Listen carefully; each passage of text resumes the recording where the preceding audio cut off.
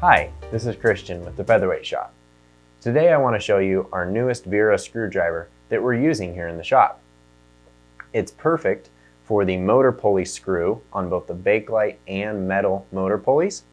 The small tip fits perfectly inside that small hole, and the long shaft enables you to get the really tight screws loosened with not much trouble at all. It also works perfect for the screw that holds the motor brush sleeve in place, and that is down inside this hole. And you can see it better with the motor separated a little bit more. It's down in that hole there. You would need to loosen that screw if you ever needed to replace the Bakelite piece that the motor cap screws into. Sometimes these can get chipped and broken and you won't be able to reinstall a motor cap.